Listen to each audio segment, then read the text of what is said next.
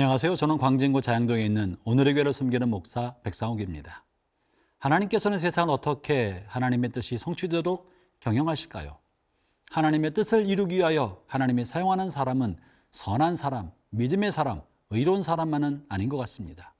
세상에는 악이 관영하고 아직 하나님의 나라가 이 땅에 이루어지지 않았기 때문에 하나님께서는 종종 악인의 악을 사용해서도 하나님의 선한 뜻을 이루기 위하여 그렇게 일하실 때가 있는 것 같습니다. 오늘 본문에는 악인의 악을 사용하여 하나님의 심판을 이루시는 모습이 나타나 있는데요. 오늘 하나님의 말씀은 열왕기하 9장 14절부터 26절까지의 말씀입니다. 먼저 말씀을 들어볼까요? 열왕기하 9장 14절에서 26절 말씀입니다. 이에 님시 손자 여호사밧의 아들 예후가 요람을 배반하였으니 곧 요람이 온 이스라엘과 더불어 아람의 왕 하사엘과 맞서서 길랏 라못을 지키다가 아람의 왕 하사엘과 더불어 싸울 때에 아람 사람에게 부상한 것을 치료하려 하여 이스라엘로 돌아왔던 때라. 예후가 이르되 너희 뜻에 합당하거든 한 사람이라도 이 성에서 도망하여 이스라엘에 알리러 가지 못하게 하라 하니라. 예후가 병거를 타고 이스라엘로 가니 요람 왕이 거기에 누워 있었음이라. 유다 여왕 아하시야는 요람을 보러 내려왔더라. 이스라엘 망대에 파수꾼 하나가 서 있더니 예후의 무리가 오는 것을 보고 이르되 내가 한 무리를 보나이다 하니 요람이 이르되 한 사람을 말에 태워 보내어 맞이하여 평안하냐 묻게 하라 하는지라. 한 사람이 말을 타고 가서 만나 이르되 왕의 말씀이 평안하냐 하시더이다 하매 예후가 이르되 평안이 네게 상관이 있느냐 내 뒤로 물러나라 하니라. 파수꾼이 전하여 이르되 사자가 그들에게 갔으나 돌아오지 아니하나이다 하는지라. 다시 한 사람을 말에 태워 보내었더니 그들에게 가서 이르되 왕의 말씀이 평안하냐 하시더이다 하매 예후가 이르되 평안이 네게 상관이 있느냐 내 뒤를 따르라 하더라. 파수꾼이 또 전하여 이르되 그도 그들에게까지 갔으나 돌아오지 아니하고 그 병거 모는 것이 님시의 손자 예후가 모는 것 같이 미치게 모나이다 하니 요람이 이르되 메우라 하매 그의 병거를 메운지라. 이스라엘 왕 요람과 유다 왕 아하시야가 각각 그의 병거를 타고 가서 예후를 맞을세 이스라엘 사람 나봇의 토지에서 만나매 요람이 예후를 보고 이르되 예후야 평안하냐 하니 대답하되 내 어머니 이세벨의 음행과 술수가 이렇게 많으니 어찌 평안이 있으랴 하더라.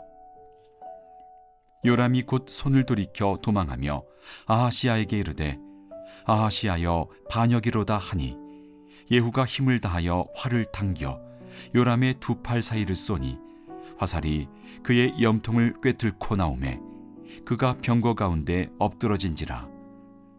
예후가 그의 장관 빗갈에게 이르되 그 시체를 가져다가 이스라엘 사람 나봇의 밭에 던지라.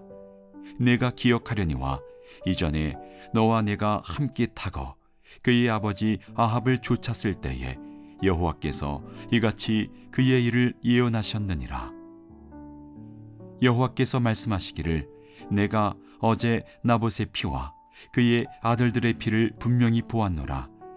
여호와께서 또 말씀하시기를 이 토지에서 네게 갚으리라 하셨으니 그런즉 여호와의 말씀대로 그의 시체를 가져다가 이 밭에 던질지니라 하는지라. 오늘 본문은 엘리사 선지자를 통해 전해진 하나님의 뜻이 아합의 집안에 어떻게 성취되는지를 보여주고 있는데 하나님께서는 군대 장관 예후를 사용하여 악한 임금 아합과 그의 집안을 심판한 일을 시작하고 계신 것입니다.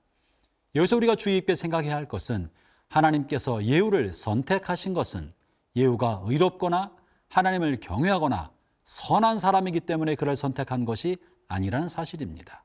하나님은 예후가 악한 사람이요 야망 있는 사람이요 거친 사람이지만 그저 아합을 심판하고 그의 가문을 심판하기 위한 도구로 예후를 선택하신 것입니다. 그러므로 종종 우리가 인생을 살다 보면 회사 안에서 승진하거나 나라에서 중요한 관리가 되거나 사람들로부터 높임받는 위치에 올라가게 되었을 때 이것이 하나님이 나를 인정해 주신 표시라고 생각할 것만은 아닙니다. 내가 잘했기 때문에 높은 자리에 올라간 것만이 아닐 수 있다는 사실을 알고 언제나 겸손해야 합니다. 혹 하나님이 나에게 어떤 영향력을 주시거나 재물을 주시거나 권력을 주셨을 때 하나님의 뜻이 무엇인지, 하나님이 나를 통해 무엇을 하기를 원하시는지 겸손한 마음으로 하나님 앞에 자신을 낮추지 않으면 어쩌면 여러분도 예후처럼 악인을 심판하기 위한 악한 도구로 사용하시다가 하나님으로부터 버림받고 또 다른 심판의 대상이 될 수도 있다는 사실을 잊지 않아야 됩니다. 오늘 본문에서 하나님께서는 어떻게 예후를 통하여 악한 임금 아합의 집안을 심판하셨나요? 본문 14절과 15절에 보면 이스라엘 왕 요람이 아람 제국의 침략을 받게 되었을 때 길르앗 라못에 맞서서 아람 제국과의 치열한 전투를 벌이다가 부상을 입고 이스라엘로 후퇴합니다. 그리고 길르앗 라못에는 그의 군대들을 다 주둔시키고 계속 전쟁을 하도록 하고 있었던 것이죠. 그럴 때 길르앗 라못에 남아 있었던 군대 장관 예후를 엘리야의 젊은 제자가 찾아가서 그에게 기름을 붓고 그가 장차 이스라엘의 왕이 될 것을 예언했던 것입니다. 예후는 이 예언을 듣고 자기 안에 있던 야심이 작동하면서 주변 사람들에게 전달하기 시작합니다. 그러자 주변에 있었던 다른 장수들도 예후의 과격함과 잔인함과 또 권위적인 모습을 알았는지 혹은 아합 왕의 학정에 시달렸던지 어찌 되었든지 간에 즉시로 예후를 왕으로 옹립하고 아무도 그 앞에서 다른 말을 하지 못하고 자신의 군주를 지키지 않았습니다. 그러자 예후는 요람 왕에게 이 말이 전달되지 않도록 입단속을 시킨 후에 아합의 자손인 요람 왕을 치러 내려갔던 것입니다. 그것은 본문 16절에 묘사된 내용인데요. 제가 읽어보죠. 예후가 병거를 타고 이스라엘로 가니 요람 왕이 거기에 누워 있었습니다. 유다 왕 아하시야는 요람을 보러 왔더라. 사랑하는 형제자매 여러분, 하나님께서는 악인의 악을 통해서 악인을 심판하는 하나님의 역사를 하신다는 사실을 잊지 말고 혹 여러분의 주변에 악인이 승승장구하게 될 때 하나님이 그를 인정해서가 아니라 그의 악을 통하여 하나님께서 무언가 하신 일이 있다는 것을 믿기를 바랍니다. 우리가 살아가는 이 세상은 아직 하나님의 나라가 되지 않아서 하나님의 공의와 하나님의 사랑이 강물처럼 세상을 덮고 있지는 못합니다. 악인의 악도 하나님의 도구의 하나라는 사실을 겸손히 인정하고 하나님의 선한 뜻이 땅에 이루어지기를 그리고 예수 그리스도의 그 나라가 오기를 예수님의 재림으로 말미암아 하나님 나라의 땅에 완성되기를 위하여 기도하며 하나님의 은혜를 구하는 삶을 살아가기를 바랍니다.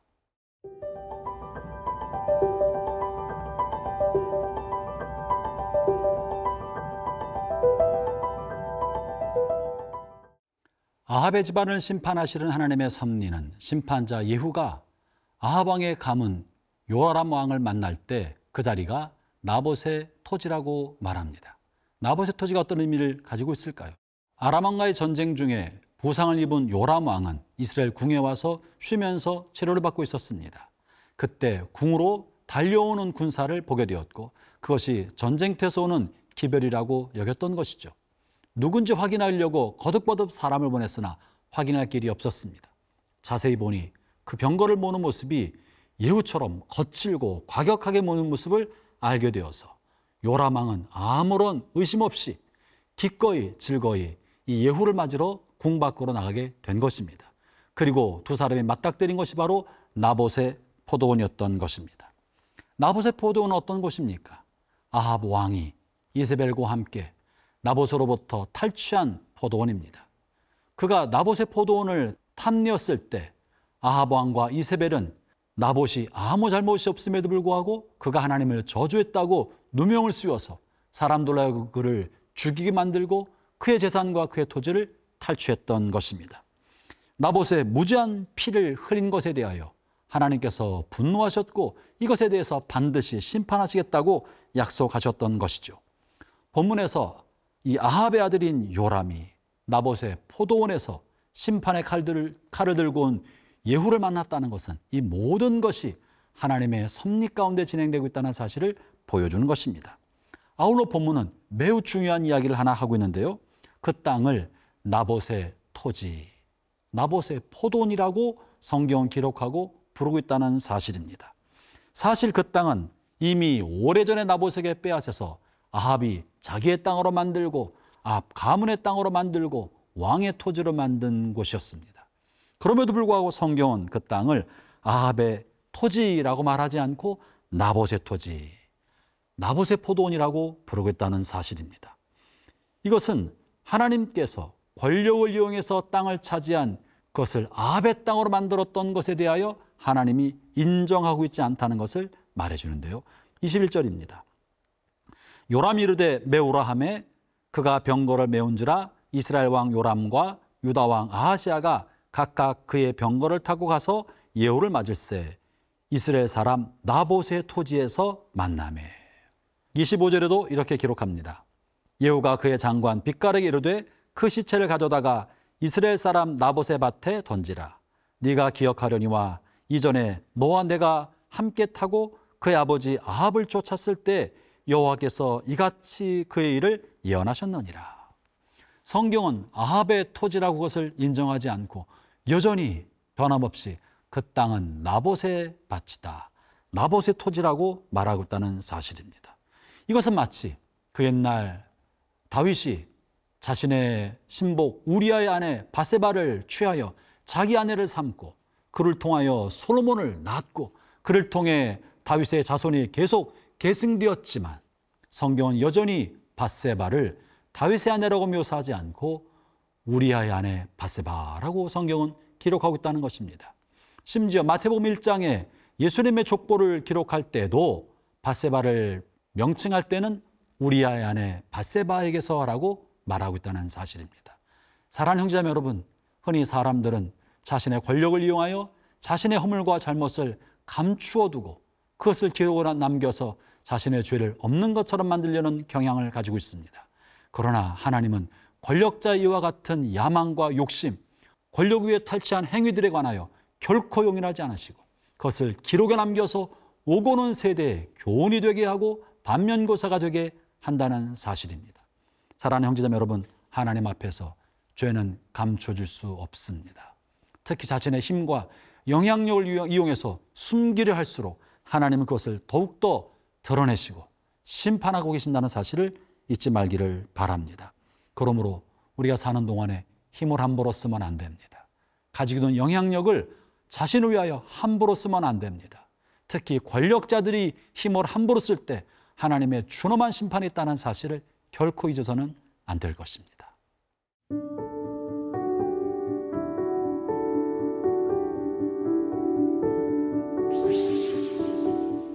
하나님 아버지, 우리가 그리스도 안에서 용납되고 용서받아서 우리의 허물과 실수에도 불구하고 하나님의 자녀가 되고 하나님 나라를 유산으로 받게 되었지만 힘과 권력을 이용하여 탈취하고 악을 행할 때 하나님이 그 잘못을 결코 모른다고 하지 않으신다는 것을 알게 되었습니다.